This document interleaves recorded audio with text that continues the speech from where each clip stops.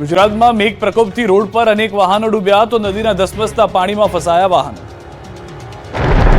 મોરબીમાં ભારે મેઘ ખાંગા થતા રોડ પર જાણે દરિયો વહેતો હોય તેવા દ્રશ્યો સામે આવ્યા। ત્યારે મોરબીના ભડિયાદ જોધપુર નજીક વોકળાના ધસમસતા પાણીમાં કાર તણાઈ।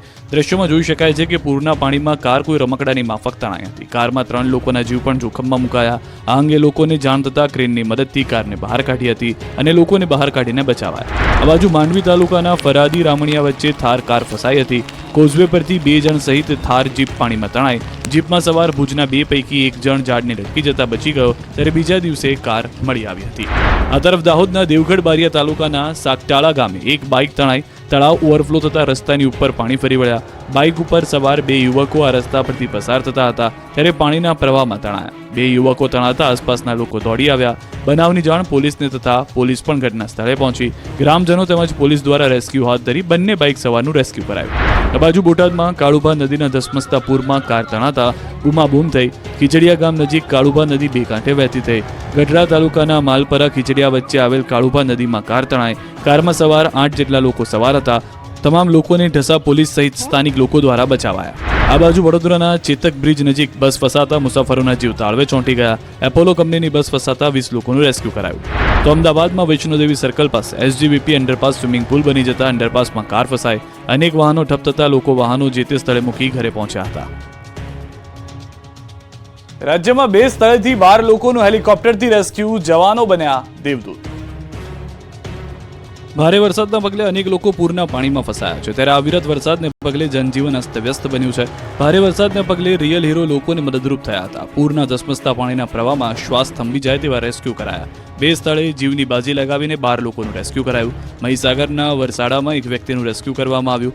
નદીના પટમાં કીર્તનભાઈ ગરાસિયા ફસાયા હતા। નદીના પાણીની આવક વધતા કીર્તનભાઈ પથ્થરની ચટ્ટાન પર બેસી ગયા હતા। પાણી વધતા તેમણે મદદ માંગી હતી, પરંતુ ગ્રામજનો દ્વારા કોઈ મદદ કરી શકાય તેવી સ્થિતિ ન હોવાને કારણે આર્મીની મદદ લેવાઈ હતી। આર્મીના જવાનોએ હેલિકોપ્ટરની મદદથી કીર્તનભાઈને સફળતાપૂર્વક બહાર કાઢ્યા હતા। આ બાજુ જામનગરમાં પણ ખેતરમાં ફસાયેલા લોકોનું રેસ્ક્યુ કરાયું। જામનગરના નવા ગામમાં ફસાયેલા ખેડૂતો બચાવી લેવાયા। જામનગરના મેદપર પડાણા પોલીસ અને એરફોર્સ દ્વારા રેસ્ક્યુ કરાયું। સૌરાષ્ટ્રમાં ફરી મેઘ તાંડવથી નદીઓ બની ગાંડીતુર।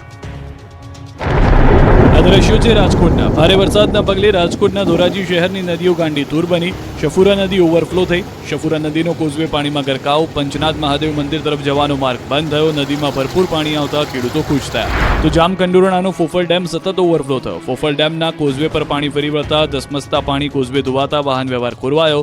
ઉપરવાસમાં ભારે વરસાદના પગલે ફોફળ નદી 2 કાંઠે વહેતી થઈ। નદીમાં આવેલું ખોડિયાર મંદિર પણ પાણીમાં ગરકાવ થયું। તો અમરેલી જિલ્લામાં વધુ એક ડેમ છલકાયો। ઉપરવાસમાં વરસાદથી વડિયાનો સુરવો એક ડેમ છલકાયો। સુરવો એક ડેમના 2 દરવાજા 1.5 ફૂટ ખોલાયા। નીચાણવાળા ગામડાઓને કરાયા એલર્ટ।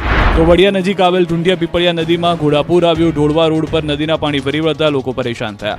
મોરબી મચ્છુ 2 ડેમમાંથી પાણી છોડવામાં આવતા મચ્છુ નદી 2 કાંઠે વહી। મોરબીના બેઠા મયુર પુલ પર બંધ કરાયો। લોકોને નીચાણવાળા વિસ્તારમાં ન જવા માટે અપાઈ સૂચના। મોરબી બી ડિવિઝન પોલીસ દ્વારા મચ્છુ નદીના કાંઠે ચુસ્ત બંદોબસ્ત ગોઠવવામાં આવ્યો। ગીર સોમનાથમાં પણ ભારે મેઘ ખાંગા થતા ગીરની નદીઓ ગાંડીતુર બની। ગીર જંગલમાં ભારે વરસાદને કારણે તાલાલા નજીક હિરણ નદીમાં પૂર આવ્યું।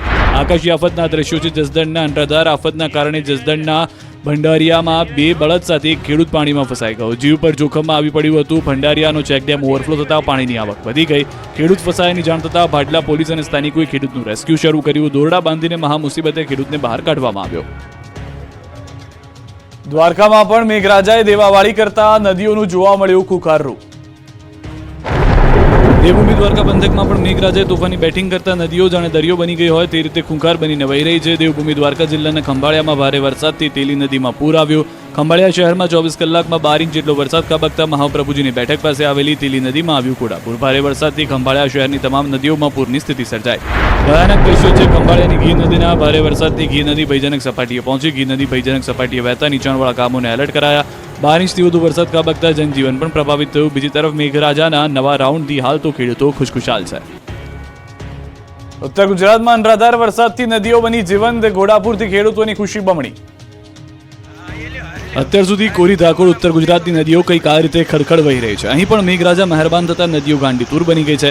પાટણ જિલ્લામાં સતત અવિરત વરસાદથી ચાણસ્માનું રણાસર ગામનું તળાવ ઓવરફ્લો થયું. તળાવના પાણી ગામના માર્ગ પર ફરી વળ્યા. રણાસર ગામના જાહેર માર્ગ પરથી પાણી પ્રવાહની જેમ વહી રહ્યા છે. તો બિલોડાની ઇન્દ્રાસી નદીમાં નવા નીર આવ્યા. સિઝનમાં પહેલી વખત ઇન્દ્રાસી બે કાંઠે વહેતા લોકો ખુશખુશાલ થઈ ગયા. આ બાજુ અરવલ્લીના માલપુર પાસે વાત્રક નદીમાં ઘોડાપુર આવ્યું. માલપુર પાસેનો જૂનો પુલ પાણીમાં ડૂબ્યો. નદી કિનારે નહીં જવા લોકોને અપીલ કરી છે. સાબરકાંઠાની બિલોડાની હાથમતી અને બુઢેલી નદીમાં પણ જળની જાહો જલાલી જોવા મળી. ભારે વરસાદના કારણે નદીઓ બે કાંઠે વહેતી જોવા મળી. કોઝવે પાણીમાં ગરકાવ. જાંબુડી, ગોરવાડા, કાટવાડ, હિંમતનગરને જોડતા કોઝવે પર ફરી વળ્યા પાણી. સુરક્ષાને ધ્યાનમાં રાખીને કોઝવે કરાયો બંધ. આ બાજુ ગાંધીનગરનો સંત સરોવર ડેમ પણ ઓવરફ્લો થયો. ઉપરવાસમાંથી પાણીની પુષ્કળ આવક થતા ડેમના 5 દરવાજા ખોલાયા. ગાંધીનગર સંત સરોવર ડેમના 5 ગેટ ખોલાયા. ગાંધીનગરના દહેગામના ગામ રવારીની મુવાડીમાંથી પાણી ભરાયા. રખિયાલ ગામનું બળિયાદેવ તળાવ પાણીથી છલોછલ થતા રસ્તા પર ઢીચણસમાં પાણી ભરાઈ જતા વાહન ચાલકો પરેશાન થયા. મધ્ય ગુજરાતમાં ભારે વરસાદ બાદ ડેમો છલકાઈ ગયા છે. મહીસાગર પંથકમાં ભારે વરસાદ બાદ જળાશયો છલોછલ થઈ ગયા છે. મહીસાગરના કડાણા ડેમમાં પાણીની પુષ્કળ આવક થઈ છે. ડેમમાં 1,74,828 ક્યુસેક પાણીની આવક થઈ છે. સામે ડેમમાંથી હાલ 1,25,108 ક્યુસેક પાણી છોડવામાં આવી રહ્યું છે. કડાણા ડેમ 87% ભરાયો હોવાથી જળ સપાટી 416 ફૂટ ઉપર પહોંચી.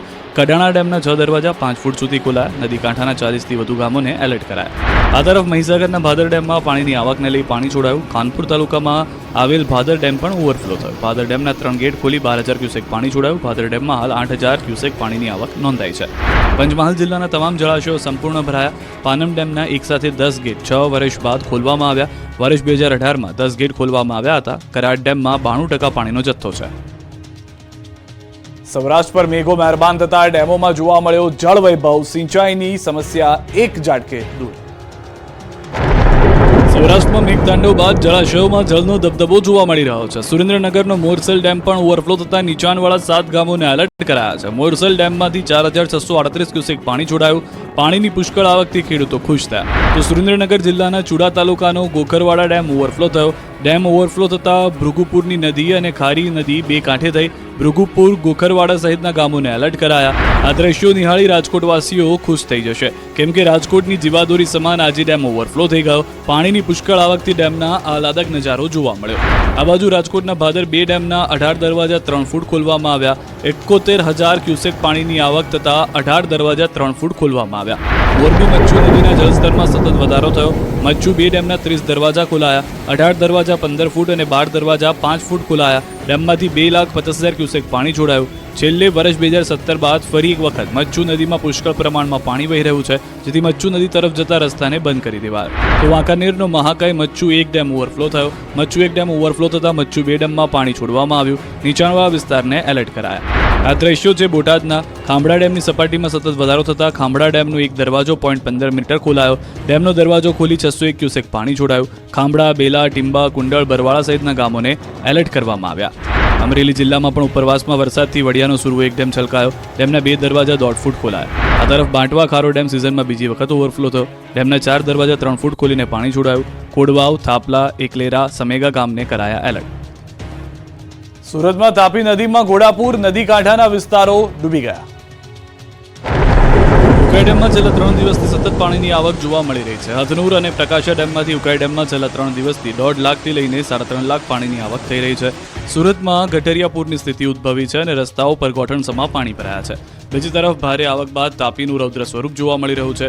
ઉકાઈ ડેમમાંથી 2,45,000 અને ઉકાઈથી સુરત વચ્ચે પડેલા વરસાદનું પાણી આવક તાપી નદીમાં ભળતા કુલ 3 લાખ ક્યુસેક કરતાં વધુ પાણી તાપી નદીમાં આવક છે. રૌદ્ર સ્વરૂપને લઈ તાપી નદીનો નાવડી ઓવારો પાણીમાં ગરકાવ થયો. સુરતમાં પૂરના પ્રકોપ બાદ સુરતના પંડોળ રોડ ઉપર પાણી ભરાયા. ફ્લડગેટ બંધ કરતા પાણી બેક મારી રહ્યા છે. ગટરિયા પાણીના કારણે લોકોને મુશ્કેલી વધી રહી છે. મુખ્ય માર્ગ ઉપર પાણી ભરાતા ભારે હાલાકી છે. ઉકાઈ ડેમના ઉપરવાસમાં પડેલા ભારે વરસાદના પગલે ડેમમાં સતત પાણીની આવક છે. ઉકાઈ ડેમમાંથી પાણી છોડાતા તાપી બે કાંઠે છે. તંત્રએ ફ્લડગેટ બંધ કર્યો છે. તાપીના પાણી શહેરમાં ન ઘૂસે તે માટે નિર્ણય કરતા ગટરના પાણી બેક થયા છે.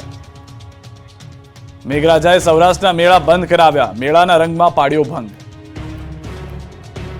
સૌરાષ્ટ્રનો સૌથી મોટો જન્માષ્ટમી મેળો વરસાદના કારણે બંધ કરી દેવાયો. મેળો પૂર્ણ થાય એના 1 દિવસ પહેલા જ મેળો આટોપી લેવાની ફરજ પડી. આમ તો મેળો ખુલ્લો મુકાયો ત્યારથી જ મેળાના ગ્રાઉન્ડમાં પાણી ભરાઈ જતા કોઈ જ મેળાની મજા માણી શક્યું નથી. એટલું જ નહીં, સ્ટોલ ધારકોને કોઈ જ કમાણી થઈ નથી. જો કે સ્ટોલ ધારકોને ખોટ ન જાય એ માટે તંત્ર દ્વારા સ્ટોલ ધારકોને તેમને ભરેલી રકમ પરત કરવાનો નિર્ણય કરાયો. ધારાસભ્ય ઉદય કાનગડની દરમિયાનગીરીથી નિર્ણય કરાયો. કલેક્ટર કચેરી ખાતે ધારાસભ્ય ઉદય સહિત સ્ટોલ તેમજ રાઇડ સંચાલકો કલેક્ટરને રજૂઆત કરી, જેમાં કલેક્ટર દ્વારા રકમ પરત કરવાની ખાતરી અપાઈ. તો રાજકોટ જિલ્લાના ધોરાજીમાં સતત વરસાદને પગલે જન્માષ્ટમીનો મેળો બીજા દિવસે પણ બંધ રખાયો. રાઇડ્સ ધારકો કે સ્ટોલ ધારકોની આશા પર વરસાદથી પાણી ફરી વળ્યું. વરસાદને કારણે નાના સ્ટોલ ધારકો પડી ભાંગ્યા. આ તરફ પોરબંદરમાં પણ લોકમેળાના ગ્રાઉન્ડમાં પાણી ભરાઈ ગયું. પરિણામે મંગળવારે એક દિવસ માટે મેળો બંધ કરી દેવાયો. સલામતીના ભાગરૂપે તંત્ર દ્વારા એક દિવસ માટે મેળો બંધ કરવાનો નિર્ણય કરાયો. મેળો બંધ રહેવાના કારણે સ્ટોલ ધારકો અને રાઇડ્સના માલિકોને મોટી નુકસાની વેઠવી પડી શકે છે. કચ્છ ભુજના છતરડી તળાવમાં 8 ભેંસ પાણીમાં ફસાઈ ગઈ. ઘટનાને ગંભીરતાને લઈને તાત્કાલિક ભુજ ફાયર વિભાગની ઇમરજન્સી રેસ્ક્યુ ટીમ ભેંસોને બચાવવા પહોંચી. 8 ભેંસો છતરડી તળાવમાંથી બહાર કાઢવામાં આવી. પાણીમાં રેસ્ક્યુ ક્રાફ્ટની મદદથી ભેંસોને કિનારા સુધી પહોંચાડવામાં આવી હતી. 2 કલાકની જહેમત બાદ આ ભેંસોને બચાવવામાં સફળતા પ્રાપ્ત થઈ.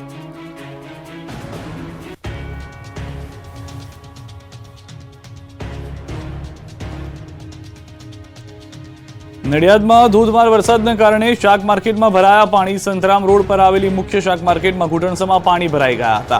દુકાનમાં 4 ફૂટ જેટલા પાણી ફરી વળ્યા. 70 થી વધુ દુકાનોમાં પાણી ભરાયા. શાકભાજીને નુકસાન, વેપારીઓને લાખોનું નુકસાન. એપીએમસીના ચેરમેનને લીધી છે મુલાકાત. તો શાકભાજીના ભારે નુકસાનના દ્રશ્યો આપ જોઈ રહ્યા છો. શાકભાજીના વેપારીઓને પણ મોટી સંખ્યામાં નુકસાન થયું છે. એપીએમસીના પણ ચેરમેને લીધી છે મુલાકાત.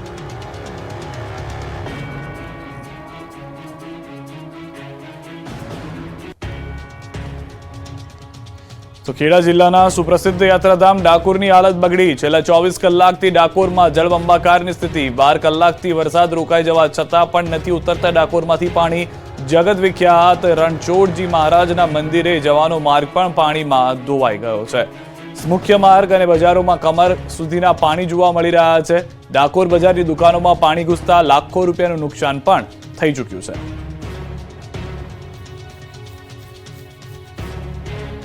સુરેન્દ્રનગરના ચોટીલાનો મોરસલ ડેમ ઓવરફ્લો થયો છે. થોરિયાળી નદીમાં પાણીની આવક થઈ. ધોધના નયનરમ્ય દ્રશ્યો સર્જાયા.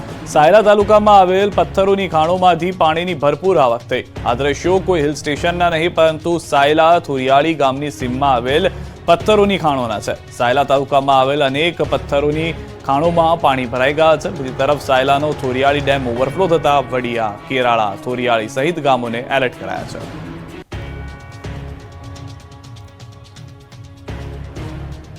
અમદાવાદ શહેરમાં વરસેલા અનરાધાર વરસાદથી વેપારીઓને નુકસાન. ભોયરાની દુકાનોમાં ભરાઈ ગયા છે પાણી. વરસાદે વિરામ લેતા પાણીનો નિકાલ કરવાની કામગીરી કરવામાં આવી રહી છે. દુકાનદારોનો સરસામાન પાણીમાં પલળી ગયો છે.